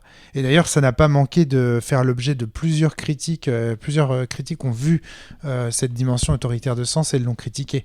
Après, le Sens critique sa propre dimension autoritaire. Alors, c'est un peu compliqué, mais est-ce que c'est le meilleur moyen de mettre en place un dispositif autoritaire pour le critiquer ? Flavie, tu vois, Dog Eat Dog, par exemple. Moi, parce que sortons de Sens. Parlons de Dog Eat Dog, un jeu que je ne cite quasiment jamais. C'est pas du tout un truc qui t'a... Voilà, pas du tout. Donc, il met en place un dispositif autoritaire où le colon devient le MJ. Donc, il décrit lui-même que l'idée en fait de ce jeu lui est venue avec des parties dysfonctionnelles de Donjons et Dragons dans lesquelles le MJ décidait de tout, on lui disait ce qu'il fallait faire, quand il ratait on lui disait comment il ratait, quand il réussissait on lui disait comment il réussit, et il s'est dit mais en fait j'ai l'impression d'être une personne colonisée et que lui en face c'est le colon, il abuse de son autorité et donc du coup il en a fait une critique de l'autoritarisme à travers ce jeu Dog Eat Dog. Et donc il a juste situé en fait la partie de Donjons et Dragons dans un autre contexte, à savoir un peuple colon face à un peuple colonisé. Et paf, le peuple colon est joué par le MJ qui colonise ces joueurs qui sont les colonisés. Et voilà le dispositif autoritaire que met Liam Levenberg en place dans Dog Eat Dog, et pour justement nous permettre de comprendre quel est l'effet que ça fait en tant que joueur de vivre un dispositif autoritaire pour s'en émanciper, pour le critiquer, pour etc. et en parler. Voilà, ça c'est typiquement par exemple le genre de jeu Anar qui met en place un dispositif autoritaire dans le cadre du jeu de rôle pour le critiquer et en discuter. C'est-à-dire que le cadre du jeu de rôle en lui-même permet de tester les différents styles éducatifs que tu nous as proposés, Flavie. Moi, je connais des jeux de rôle désengagés, je connais des jeux permissifs, etc. Après, il y a ce serait toute une difficulté de savoir comment est-ce que les règles mettent en place les différents types de trucs. Bon. Moi, je crois que la première étape, quand on va jouer avec les enfants, c'est de s'assurer qu'il n'y ait pas de montée d'angoisse, en fait. Parce que la montée d'angoisse chez les enfants, il va y avoir plusieurs effets. La première, c'est qu'ils vont foutre le bordel pour éviter d'être confrontés à cette angoisse-là. Alors, ils vont se refermer sur eux-mêmes. Et en fait, la première étape, du coup, ça va être de bien faire comprendre ce à quoi on joue. Voilà. C'est ça. C'est ce et que le je voulais dire. système de règles. C'est ça. Et de s'assurer qu'ils ont vraiment envie de jouer à ça. C'est ça. C'est ça. C'est la première chose à voir avec eux, en fait. Ouais. Et à partir de là... Contrat social, c'est ce que tu disais tout de suite. À partir de là, quand on va créer les personnages... En fait, souvent, moi, à chaque fois que j'ai joué avec des enfants, en fait, au moment de la création de personnages, des fois, ils se retrouvent un peu bloqués. Parce qu'en fait, ils savent pas jusqu'à quel point ils ont le droit d'être libres dans ce milieu-là, en fait. Surtout quand c'est les premières fois qu'ils jouent au jeu de rôle. Et donc là, le principe de... Là, on va être là pour guider, pour par exemple, leur proposer plein de solutions possibles. Jamais une seule. Beaucoup de « Ah, bah, tu hésites à ça, et pourquoi pas ça, et pourquoi pas ça, et pourquoi pas ça ?» Et en fait, ce qui est intéressant, c'est que des fois, les gosses, ils vont tout refuser en bloc. Mais parce que... Et d'ailleurs, c'est même ce que j'espère très souvent quand il se passe ça, parce qu'en fait, ils vont remélanger tout ce que tu as dit pour proposer leur propre chose, en fait. Et ça peut être intéressant. L'enfant peut aussi dire « Ah, ça c'est cool ce que tu racontes », mais il l'utilisera de sa façon à lui. Mais il ne faut pas avoir peur du coup de faire des propositions, mais il faut en faire plein. Au moins une dizaine, en fait. Un deuxième élément, c'est faire plein de propositions. Ouais. Pendant la création de personnages, pour qu'ils voient en fait que c'est florilège, et en même temps préciser quand on fait les propositions à l'enfant qu'on reste dans le cadre en fait de l'univers dans lequel on est en train de développer. Je suis désolé, excuse-moi. Mais tu vois, par exemple, quand on parlait de comment présenter le jeu de rôle à des joueurs débutants ou des joueuses débutantes, on avait la même réflexion. Mais en fait, globalement, tu sais, alors je vais être très claire, je te spoil la fin du podcast. En fait, c'est pareil qu'avec les joueurs ordinaires, sauf qu'il faut faire gaffe à la maturité de l'enfant parce qu'il y a des trucs sur lesquels il va pas pouvoir calculer, etc. Et qu'il y a des trucs sur lesquels il peut être choqué. Donc, il faut faire attention en fait à la maturité de l'enfant sur ce niveau-là. Sinon, c'est la même chose. Eh ben ouais. Mais il faut faire attention à la maturité de l'adulte mais aussi. Mais on est d'accord. Mais l'enfant, il va avoir plus de mal à pouvoir exprimer en fait sa maturité parce qu'il sait pas ce que c'est. Il est en développement. D'accord, ok. C'est que l'expérience de l'adulte. Tu peux dire si on va voir des zombies dans l'aventure. Un adulte peut te dire, moi les zombies c'est niette, parce qu'il y a déjà l'expérience des zombies en disant ça sert à rien d'être traumatisant. Alors qu'un enfant qui connaît pas les zombies, c'est quoi un zombie ? Donc du coup, il faut en parler pour savoir si. J'ai l'impression aussi que le support cinématographique va, parce qu'on a été choqué par des images au cinéma, on va avoir tendance à refuser d'imaginer, de représenter, parce que le jeu de rôle c'est un théâtre de représentation, c'est-à-dire qu'on présente à nouveau des objets qu'on a déjà vus. Si je te dis imagine une table, tu imagines une table sur la base de toutes les présentations de table que tu as fait voir. Donc si je te dis imagine des zombies, bah tout de suite tu vas convoquer les films de zombies que tu as vus. Oui, mais ce qui est intéressant c'est que normalement un enfant de 7 ans il a pas vu de film de zombies. Oui, je suis d'accord. Ou alors il a vu l'épisode de Scooby-Doo avec des zombies rigolos et que c'est ce type de choses qu'il va falloir qu'il va falloir aller chercher en fait. Il va falloir se renseigner sur ce qu'a vu l'enfant quand on parle de la maturité aussi. C'est ce que je voulais dire, c'est que en fait, en fonction de comment les choses lui ont été présentées, la représentation va en hériter aussi. Si par exemple les seuls zombies auxquels il a été confronté, c'est les zombies de Secret of Mana ou des zombies magiques, tu vois, il y a des zombies magiques, il y a des zombies type viral, type ceux de 28 jours plus tard. Ça c'est horrible pour eux. Non mais justement, non mais. Et par exemple là, tu vois, hier je regardais avec ma fille Wakfu. Et l'épisode avec Vampiro, où techniquement il y a des ghouls, tu vois. Il y a des ghouls et des vampires, ouais. Mais en fait, ils sont très très drôles, ils risquent jamais rien. Voilà. Et donc du coup, ça roule. En plus, je veux dire, elle est en CE2, tout va bien quand on mate ça, tu vois. On a respecté le niveau de maturité de l'enfant. C'est ça. Donc, tu vois... là, si j'utilise... Et pourtant, Wakfu a aussi des moments où c'est rude, mais c'est amené de telle manière aussi où ça passe. Je vais pas spoiler la saison 1, mais... Faut pas dire. Mais la saison 1, elle est pas légère en fait. Non, elle est pas légère. Hein. Elle est pas légère. Hein. Non, clairement. Mais du coup, voilà. Donc là, ce qui est rigolo, c'est que... excuse-moi. Il va y avoir quand on va démarrer en fait le jeu de rôle, l'histoire en elle-même, une fois que les personnages sont faits, il va falloir aussi créer, je pense, plus avec des enfants, vu que les habiletés sociales sont pas parfaitement établies. Il va falloir encore plus qu'avec les adultes créer d'abord en fait une synergie de table. Et du coup, en créant un petit scénar dont ce sera le but en fait, si vous voulez faire une campagne. D'accord, ok. Ok, donc faire plein de propositions et créer en fait une synergie partie, ouais. une première partie un petit peu pour se jauger les uns les autres. En fait, il va pas falloir attendre tout de suite. En fait, mais c'est la même chose avec des personnes qui débutent avec des jeux de rôle. Ouais. Mais oui, c'est-à-dire qu'il va pas falloir attendre de gens qui débutent le jeu de rôle qui soient tout de suite confrontés à des situations hyper intéressantes dans le contenu fictionnel malléable. Il va falloir d'abord qu'ils apprennent à déjà comment on fait des propositions ensemble, comment on les valide tacitement.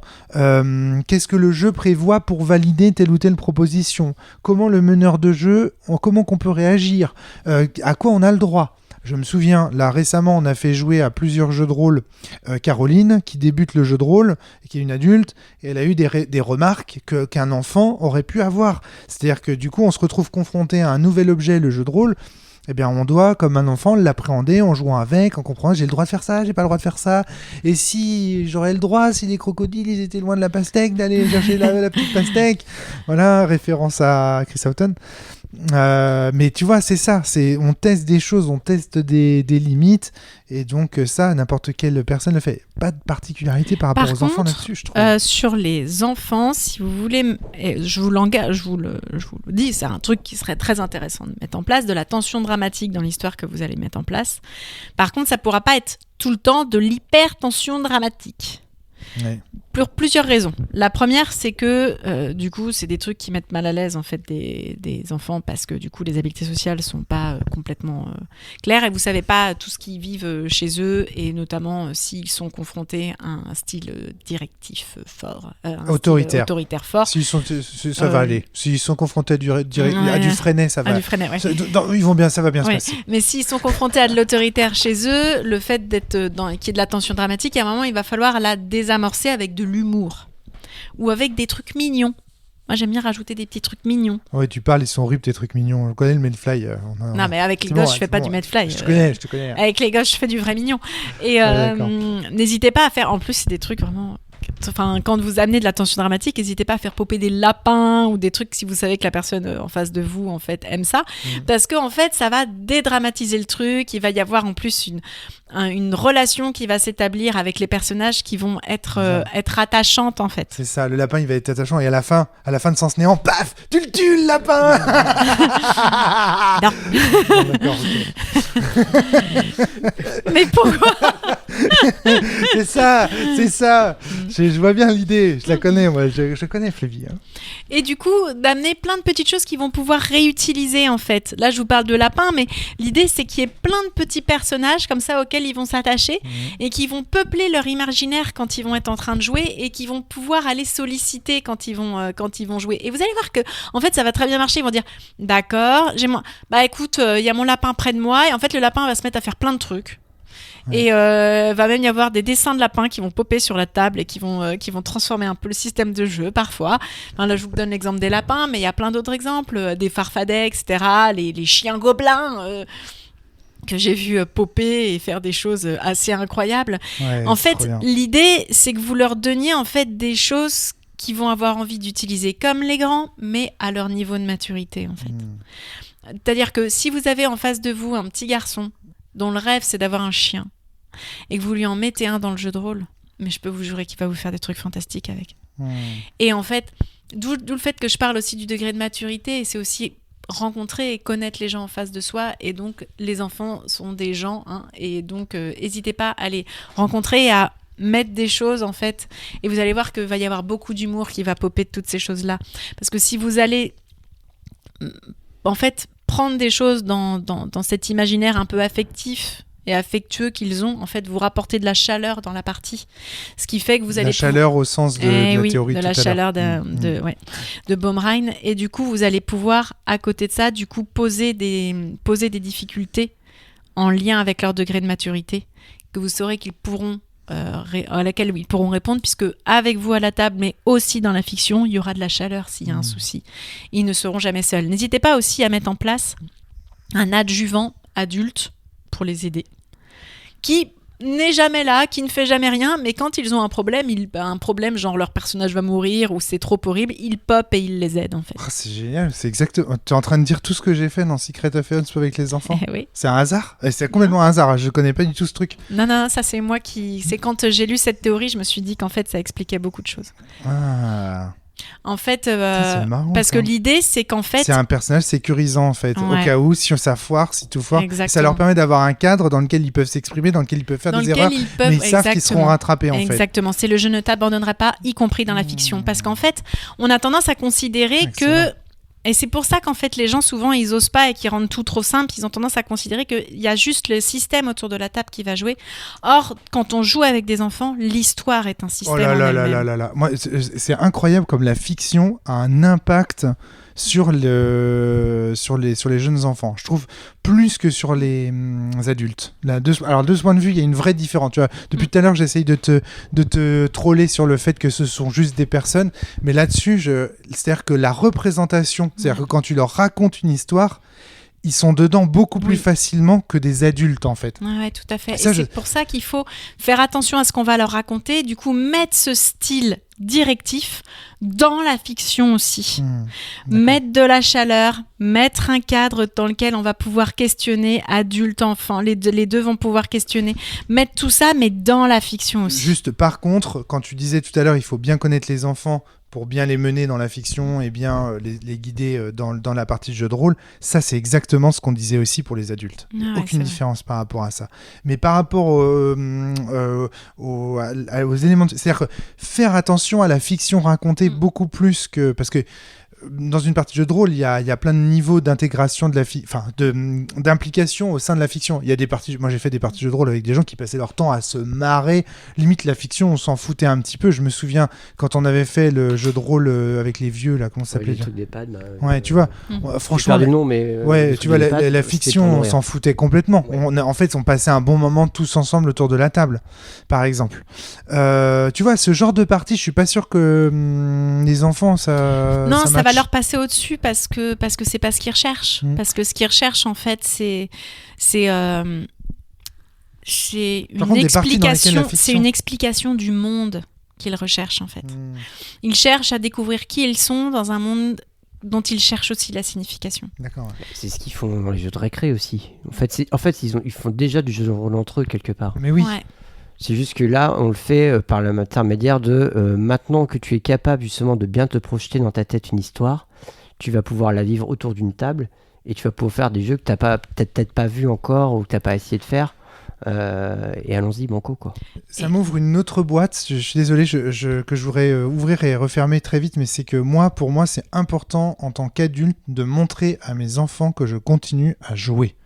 Que en fait que le jeu c'est pas le propre de l'enfant, mais qu'on peut jouer à tout âge, que c'est important de jouer parce que on joue et en fait jouer c'est aussi prendre le risque de faire des erreurs.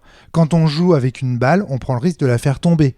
De la même manière tu vois, jouer pour moi c'est toujours se mettre en danger quelque part dans la mesure où on teste. Jouer c'est tester, voilà c'est ça. Et tester c'est ça jouer, peut vouloir dire pour moi, mais jouer c'est tu vois, jouer de la musique, jouer au théâtre, jouer au foot, oui, je suis d'accord. Toutes ces expressions-là, c'est du jeu. D'une certaine manière, on a pris des fois une dimension très sérieuse parce que derrière, il y a de l'argent, du bifton, des choses comme ça. Mais effectivement, l'être humain ne s'arrête pas de jouer. Exactement. Et donc jouer, c'est apprendre. Et donc apprendre, c'est aussi prendre le risque de se tromper.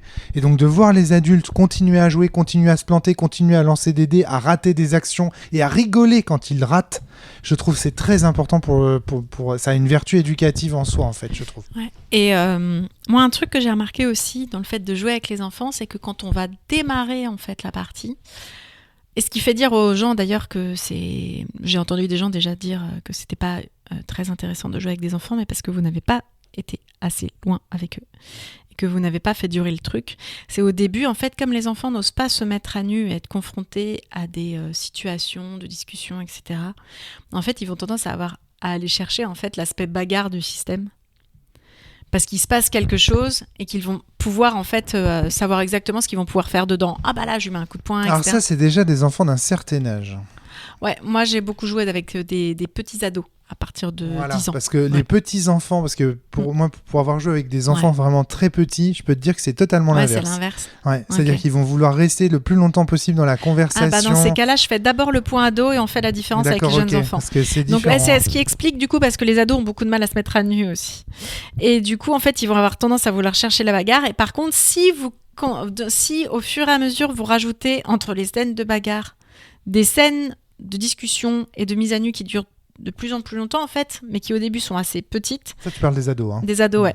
Et ben vous allez avoir en fait un truc qui va s'équilibrer au fur et à mesure parce qu'en fait c'est juste qu'au début, il vous faut pas confiance, en fait, mais parce qu'ils savent pas à quoi ils jouent et qu'ils savent pas ce qu'on va leur demander, en fait. Donc, ils testent le cadre à leur façon et c'est à vous, en fait, d'aller leur montrer comment vous allez doucement, par la fiction, les amener dans autre chose. Alors ça, c'est parfaitement vrai. Il y a un autre élément qui va dans ce sens-là, c'est aussi la culture du jeu de société. Ouais. Dans le jeu de société, c'est très souvent, on sort un plateau, on sort du matériel et en fait, le jeu, c'est on joue sur le plateau, sur le matériel. Ce qui fait que quand tu fais une partie de jeu de rôle, je pense que tu as beaucoup de Secret of Heroes en tête quand tu dis tout ça.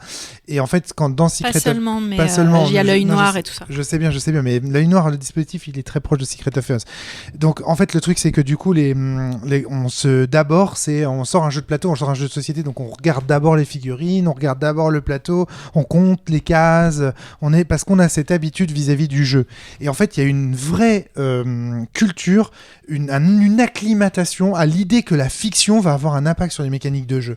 En fait, les ados apprennent progressivement qu'en fait, mais si je dis que j'ai des bottes, si je dis qu'il y a de l'eau là, ça va arrêter les pions.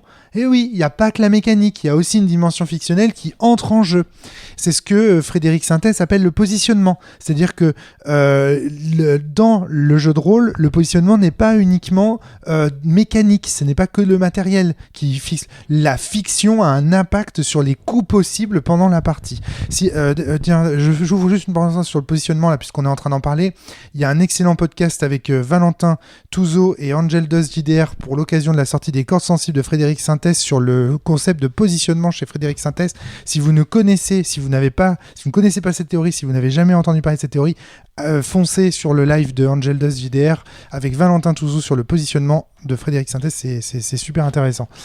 Et en fait, je me rends compte que j'ai joué aussi avec des jeunes enfants et que ce que tu dis est vrai. Oui. C'est-à-dire que ils vont faire l'inverse. Ils vont faire complètement l'inverse. En fait, je me rends compte de mes parties. En fait, là, j'ai joué récemment beaucoup avec des ados et beaucoup moins avec des jeunes enfants. Mais oui, ils vont d'abord avoir tendance à se mettre à nu, à aller chercher en fait la relation. Une relation même un peu doudou avec les gens. Ah, en fait. Mais non, mais c'est complètement vrai. Alors, juste pour info, donc avec Pandore, à l'époque où elle avait entre 7 non, entre 4 et 7 ans. 6 et 7 ans, je dirais. Elle a maîtrisé Secret of Heroes. Donc nous, avec Soren, on a joué une campagne de Secret of Heroes maîtrisée par Pandore.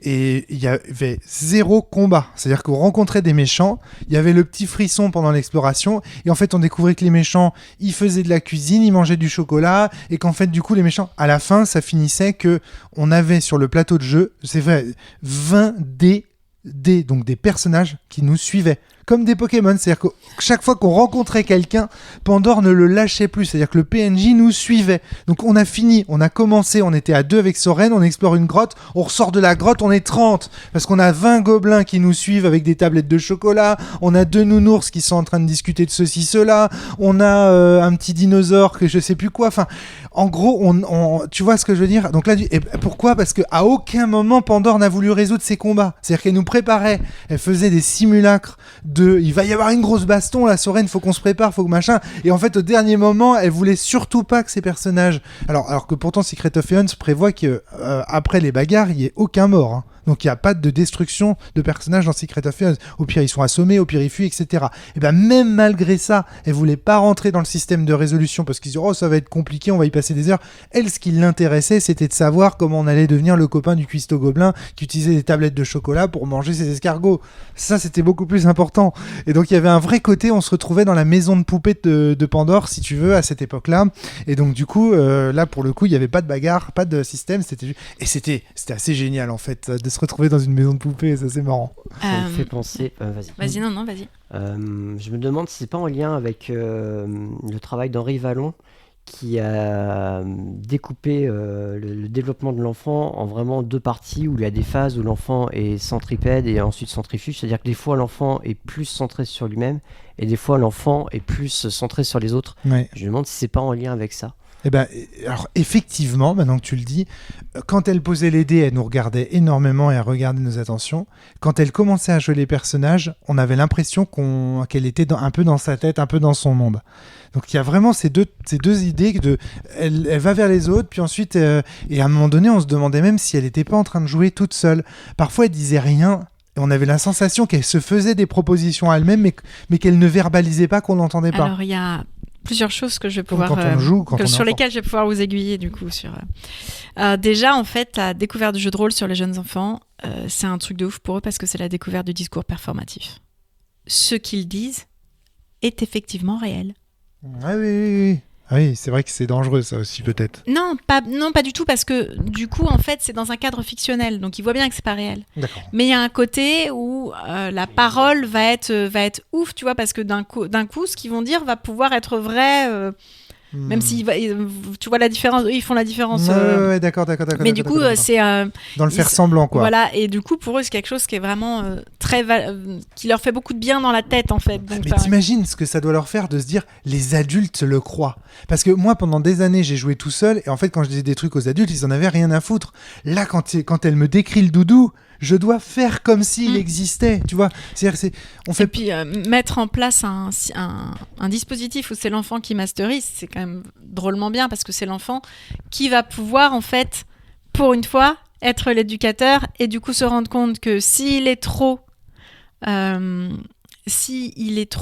directif, s'il est trop autoritaire, ça va pas marcher. S'il est trop permissif, ça va pas marcher. Et donc c'est un super système pour découvrir en fait l'intérêt du système directif. C'est du renversement là, tu vois, comme tu dis, la classe inversée. Exact. On a fait c'est pas tout à fait la classe inversée, c'est pas tout à fait ça.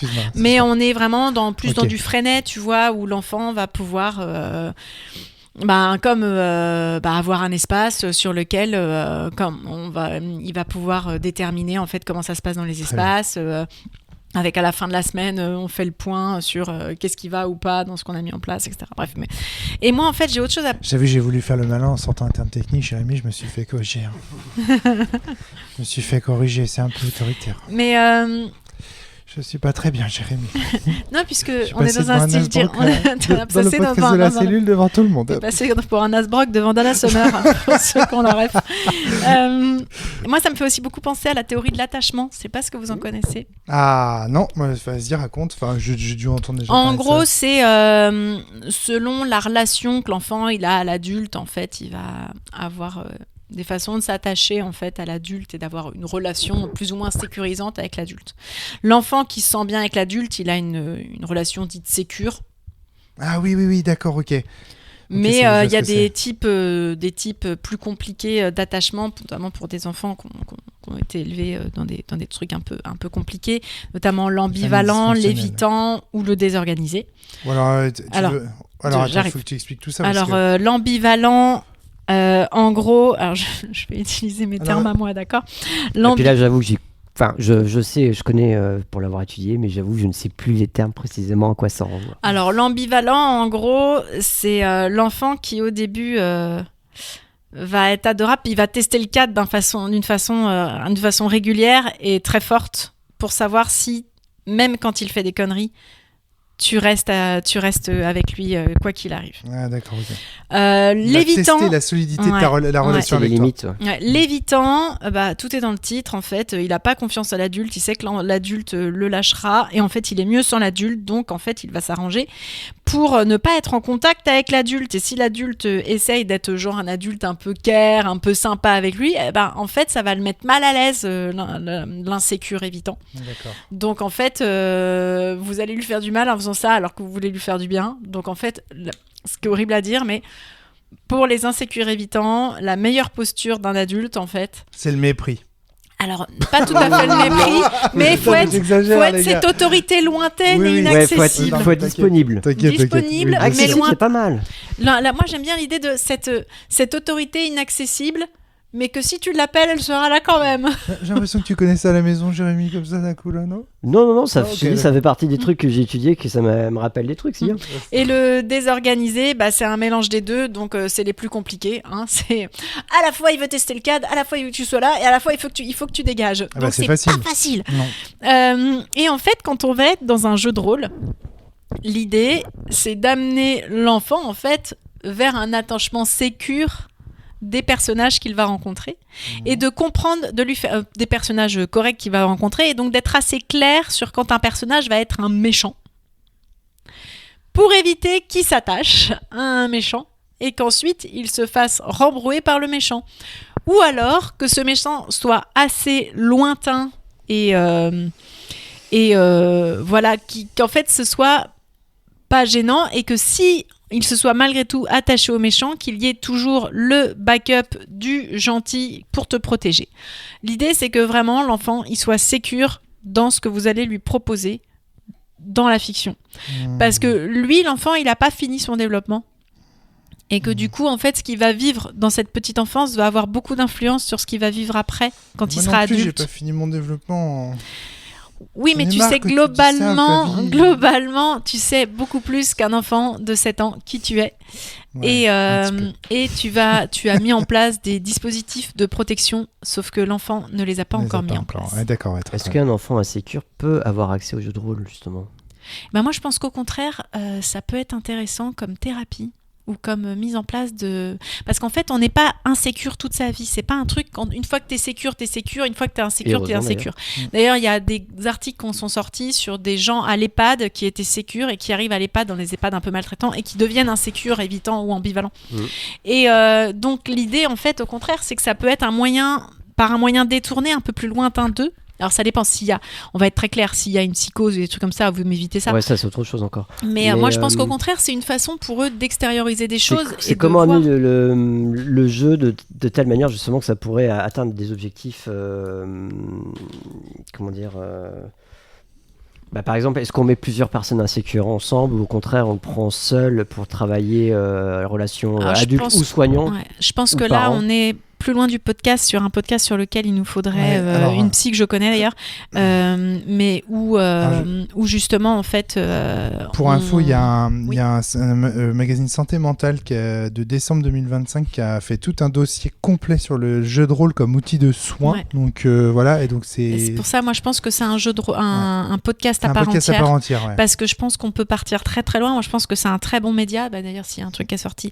Mais par contre, quand tu vas dans ta vie de tous les jours avec des gosses, oui, tu peux peut-être être confronté à un ambivalent ou un évitant, mais en fait, ils seront pas dans un système de soins. C'est-à-dire que t'es dans ta vie de tous les jours. Si tu travailles là-dedans dans un système de soins, c'est qu'il y a d'autres choses et qui les a amenés à être ça. C'est ça. Mais en fait, quand tu vas on n'est pas des apprentis sorciers, on n'est pas des apprentis médecins, on n'est pas des apprentis psychologues. Je veux dire, faut pas jouer au psy quand on fait du jeu de rôle. Là, moi, je parle juste de quand vous êtes avec votre neveu ou les enfants d'une amie et que vous allez, ou alors dans le cadre d'une convention et que vous allez masteriser en fait. Voilà. On n'est pas dans le cadre du jeu de rôle comme objet de soins psychologiques, on est vraiment dans le cadre du jeu de rôle divertissement, éventuellement un jeu de rôle média, au sens où on peut défendre les propos des auteurs et tout ça. Et c'est juste que je rappelais que du coup... C'est pas un outil dans ce cadre-là, le jeu de rôle. Le but de la fiction que vous allez proposer à l'enfant, c'est pas de le déstabiliser en fait, c'est de lui proposer toujours un cadre sécure. Oui, très très bien. Et y compris fictionnel. Moi, ce qui est intéressant dans ton développement, c'est aussi de voir tout l'impact de la fiction sur... Parce qu'on pourrait croire que c'est presque pas important. Et en fait, si, ça l'est. Mais pas là où on pense. C'est-à-dire que souvent, quand on dit la fiction est importante, c'est dans les images qu'elle représente. Et en fait, c'est pas là-dedans que c'est important. C'est dans les relations entre les entités fictionnelles. Et c'est pour ça que c'est dommage si vous masterisez et que vous enlevez les problèmes, en fait, à résoudre. Ou que vous les résolviez à la place de l'enfant. Parce que l'enfant... il a une boîte à outils gigantesque de résolution de problèmes dans sa tête. Et en fait, c'est dommage que vous lui permettiez pas de l'utiliser avec le cadre que représente l'espace de jeu de rôle, en fait. Parce que c'est comme quand on enseigne l'art, en fait. Attention à ton micro, t'es en train de hurler dans ton micro, vas-y. C'est comme quand on enseigne l'art. C'est mieux. Alors, si tu veux crier, crie, mais éloigne-le un tout petit peu. C'est comme quand on enseigne l'art, en fait. Là, en fait, ça va être intéressant de donner une règle Oui. à respecter parce que ça va développer la création, mais là c'est pareil en fait. Donc arrêtez de prendre les enfants pour des crétins et jouer avec eux et amarrez-vous avec eux et créer des choses avec eux, mais en faisant gaffe à eux. Mais faire gaffe à quelqu'un, ça veut pas dire l'empêcher de vivre des trucs. On n'est pas sur une objectivation. Ce sont des enfants, mais ce sont surtout des sujets, des subjectivités qui rencontrent la vôtre. C'est très intéressant. Est-ce que tu as des questions à ce stade, Jérémy ? On va devoir arrêter parce qu'on a un rendez-vous. J'ai l'impression, si je fais un résumé, par exemple, si je propose à un enfant le cadre au départ qui est vous êtes des héros, vous allez être face à des situations problèmes.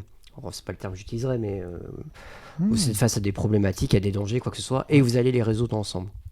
Parce que ça résume en fait ce qu'il faudrait faire avec des enfants.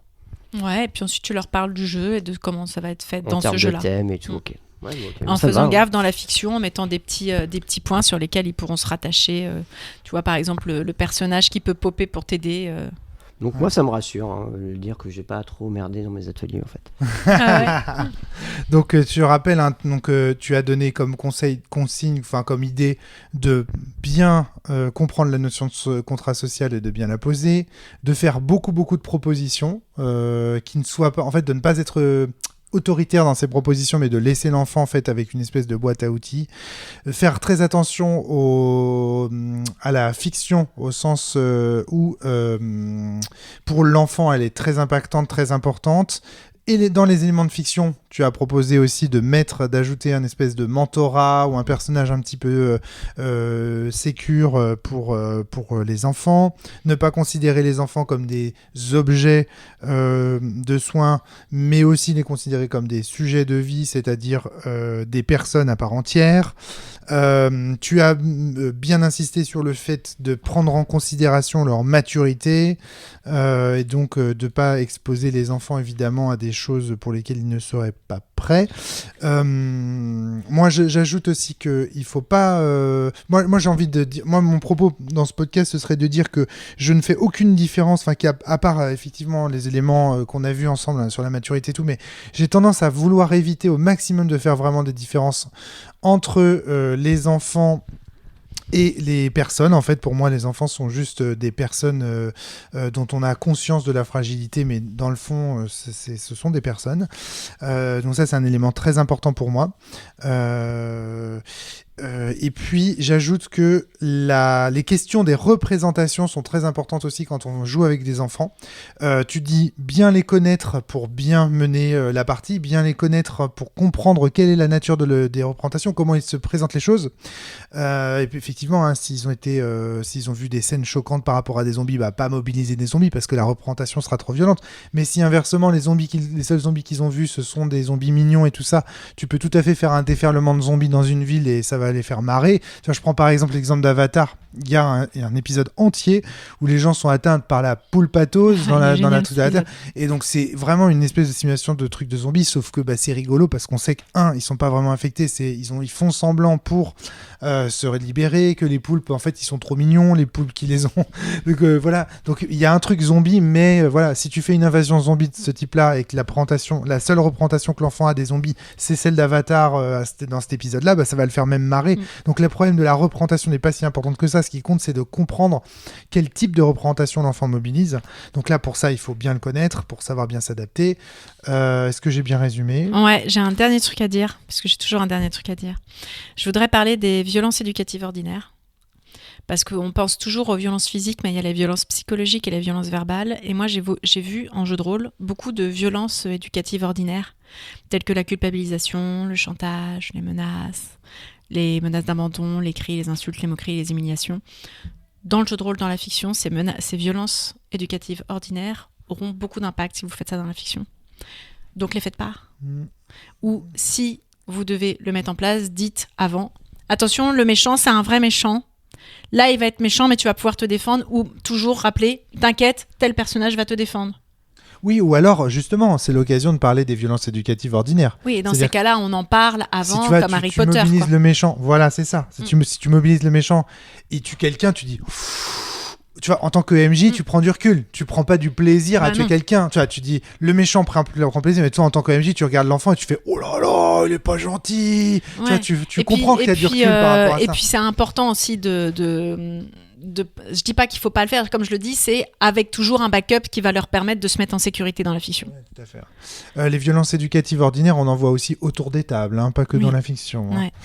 Ouais. Il y aurait tout un truc à faire, un podcast là-dessus, parce que j'ai plein de trucs à dire là-dessus. Mais ce sera pas aujourd'hui, parce qu'on n'a pas beaucoup de temps, encore une fois.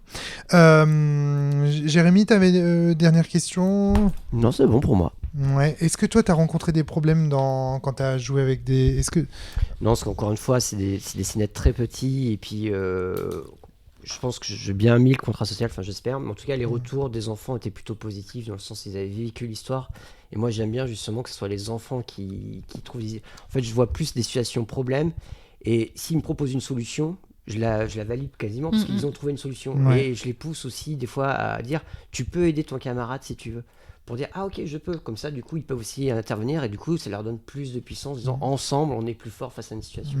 Donc c'est plus ma méthode de travail sur des scénarios que je fais au sein de la C'est bibliothèque. très bon, ouais. Moi le seul truc, c'est que je ressens ce truc avec les enfants quand même d'intensité de la fiction qui est un petit peu moins forte. C'est-à-dire qu'en tant qu'adulte, j'aimerais qu'on rentre dans des choses peut-être un peu plus dramatiques, parce que moi, c'est ce que je viens chercher, et malheureusement avec les enfants, tu peux pas tout de suite rentrer là-dedans. Mais c'est normal. Souvent, c'est déjà énorme. Oui, tout à fait. Non, mais c'est ce que je dis. C'est-à-dire que c'est comme si je disais c'est dommage, quand on joue avec les enfants, je peux pas vivre ma meilleure finale de Coupe de France de Legacy. Bah non, parce que forcément, tu vois, quand tu fais une partie Magic avec un débutant à Magic, tu vas pas vivre des émotions comme tu ressens en Coupe de France en finale en Legacy. Tu vois ce que je veux dire? C'est ça le truc.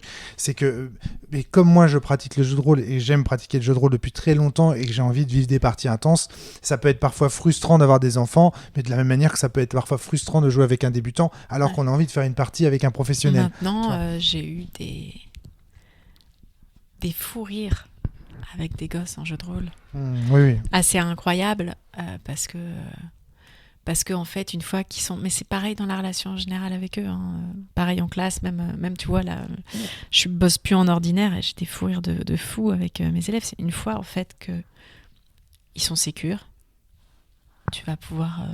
Et que le contrat social est bien compris des deux côtés, on va pouvoir se marrer. En fait. Et là, il faut dire un truc aussi, c'est qu'on peut apprendre énormément de choses des enfants, et notamment en tant que game designer, parce que du coup, on a affaire à des gens qui n'ont jamais vu un dispositif de jeu de rôle, et qui peuvent le questionner, et qui peuvent t'inviter à avoir des remarques que tu n'as jamais eues par rapport à un système de jeu ou des règles. Donc c'est pour ça que ça peut être intéressant aussi de faire jouer les enfants quand vous êtes game designer, parce que ça vous permet d'interroger aussi les limites des dispositifs que vous mettez en place. Que jouer avec des adultes, en fait, entre guillemets, c'est facile, en fait. Oui, puis eux, ils vont réussir à se dire, bon, je vais compenser. L'enfant, il compensera pas. Si ton système, il est pas bien fait, l'enfant, il va dire, c'est nul, et puis il va lâcher. Et par ailleurs, quand le dispositif est bien fait, et que l'enfant peut peut s'exprimer clairement, alors là, vous allez voir des trucs que vous avez jamais vus. Moi, j'ai vu des propositions de jeux de rôle. J'avais fait jouer Cthulhu à des enfants une fois. Et donc, toujours pareil, tu vois, comme quoi le cadre des représentations peut être intéressant. Hein. Du Cthulhu, et ben ça passe. Parce qu'en fait, les représentations qu'ils ont, c'est Martin Mystère à l'époque. C'était en fait des fictions type Scooby-Doo, des fictions même des films un petit peu, tu vois. Oui, je me doute que c'est pas la Vierge qui va être sacrifiée. Et donc, du coup, tu vois, par exemple, j'avais un photographe. Donc, qui avait un appareil photo sur lui. Il est confronté à un loup-garou dans une forêt. Eh ben, il a juste son appareil photo, pas d'arme, rien du tout. Et ben, il dit, putain, j'ai une idée. Je prends une photo avec le flash à fond et je l'éblouis. Tu vois, je me dis, est-ce qu'un adulte aurait pensé à ça? J'en suis pas certain. Franchement, l'idée était géniale. Tu vois, là, tu récompenses le joueur. Bah, carrément, c'est ça. Tu mets face à une situation problème, il y a une proposition. Ouais. Elle peut être autonome. Tu dis, mais les enfants, ils ont des idées de génie parfois. Donc, ne pas sous-estimer l'intelligence des enfants, parce que vraiment, parfois, ils sont surprenants et ils pensent à des trucs que les adultes... Ils s'autorisent même que... Les adultes, je crois que s'autorisent pas toujours, parce qu'on veut aussi rentrer un peu dans un cadre, dans un moule. Et donc, on essaie de trouver peut-être des réponses plus conventionnelles, plus conformistes. Voilà. Là où l'enfant va vraiment exprimer son idée. Voilà, exactement. Donc moi, en fait, pour revenir, donc moi, c'est le premier problème, c'est l'intensité des parties, mais là, encore une fois, on y a répondu. Et puis, l'autre problème que j'ai eu avec les enfants, c'est un désintérêt. La difficulté à les intéresser. Hein, le jeu de rôle, t'as des enfants qui sont tellement... Et puis, ils ont un temps de concentration qui est à moins prendre en compte aussi, Absolument. en fait. Absolument. Faites régulièrement. Alors Absolument. déjà, je dis que pour les adultes, il faut faire régulièrement des pauses. Alors avec les gosses, il va falloir en faire. Hein. Parce qu'en fait, ils vont en avoir Très besoin. important. Tous les 20 minutes, vous me faites au moins 10 minutes de pause, en Mais fait, tu si vois, vous voulez que ça tienne. Les outils de sécurité émotionnelle, la pause, c'est un outil de sécurité émotionnelle. Peuvent beaucoup vous servir peuvent beaucoup vous aider à organiser des parties avec des enfants. Et même si l'enfant dit non, j'en ai pas besoin, on va faire quand même une petite pause. Je sais que t'en as pas besoin, mais moi j'en ai besoin. Ah oui. Mais ça peut durer pas longtemps, mais juste pour que. Allez, retrouve ta concentration, va faire un petit temps, voilà. Excellent, ouais, tout à fait. Donc voilà, il y a aussi ça, c'est la difficulté à parfois les intéresser. Pour tout un tas de raisons, soit parce qu'ils comprennent pas l'activité, bon, mais j'ai envie de dire que c'est pareil, il y a des personnes qui comprennent pas pourquoi on joue à faire du jeu de rôle, hein. J'en connais plein. Soit parce qu'il n'y a pas assez de matière, il n'y a pas assez de trucs concrets. Soit parce qu'on est trop loin aussi de leur représentation et de ce qu'ils connaissent, en fait. Des fois, on leur propose des trucs. En fait, nous, ça nous fait kiffer en tant qu'adultes, mais peut-être qu'ils n'ont pas le même socle de représentation que vous, en fait, et le même socle commun, qu'on pourrait dire. Interrogez-vous, encore une fois, sur ce qu'ils ont vu ou pas, sur ce qui les fait kiffer ou pas. Ouais. Puis certains sont à fantaisie. Oui, ça se trouve, ouais. Alors, un dernier élément que je voulais aborder avec toi, Flavie, c'était le cas de l'enfant qui est noyé sous la parole de l'adulte. Ça c'est quelque chose que j'ai beaucoup retrouvé dans les parties de jeux de rôle. J'ai l'expérience notamment, je pense notamment à une partie du Lys 31 qu'on avait joué chez ton frère Erwan. La partie était géniale, on s'était bien marré, on avait réussi mais il y avait des enfants et les enfants nous ont dit que effectivement ils avaient des difficultés à trouver leur place sur parole. Donc par rapport à ça, les enfants qui sont un peu mis de côté par la parole. Ouais. Juste, ça peut arriver à tout le monde. Si vous êtes dans un style directif, sachez vous excuser et à comprendre que la prochaine fois, il faudra faire gaffe. Ça arrive à tout le monde. On a le droit à l'erreur. Ouais, c'est juste qu'effectivement, il faut pouvoir le dire. J'ai fait une erreur. Quoi. Ouais. Après, quand t'es à fond dans une partie de jeu de rôle comme ça. Et puis c'est important de pouvoir verbaliser qu'on a fait une erreur parce que ça montre à l'enfant que c'est pas la façon de faire en fait. Et puis c'est pas comme ça qu'on doit jouer. Oui, c'est vrai, t'as raison. Et du coup, en fait, ça montre à l'enfant que l'adulte a fait une erreur, donc c'est pas comme ça que je dois faire. C'est aussi l'intérêt du style directif, en fait. C'est parce que dans le style autoritaire et dans le style permissif, et dans l'autre style désengagé, on ne verbalise jamais ses erreurs en tant qu'adulte, parce que l'adulte est censé être celui qui détient la vérité, entre guillemets, donc il ne peut pas être remis en question, donc il ne peut pas faire d'erreur. Donc en fait, ce que vous faites est forcément parfait. Donc non seulement les enfants, du coup, vont reproduire ce genre de choses, mais en plus, au moment de l'adolescence, vous allez vous ramasser plein la gueule. Je veux dire que les familles autoritaires vont faire des enfants autoritaires, qui vont venir des parents autoritaires, qui vont faire des enfants autoritaires. Qui vont faire ou alors à l'adolescence, ça va exploser, devenir permissif pour faire l'extrême inverse. Tu vois.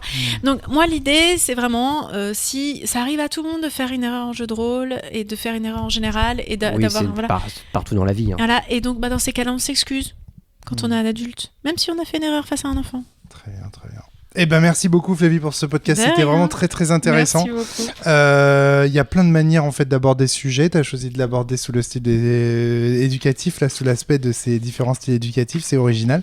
Merci beaucoup à toi d'avoir préparé cette émission, c'était vraiment intéressant. Carrément. Merci Jérémy. Au revoir. À très bientôt tout le monde. Portez-vous bien et surtout jouez bien avec des enfants. Ouais.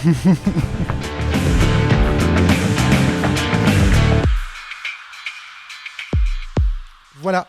C'était le podcast de la cellule.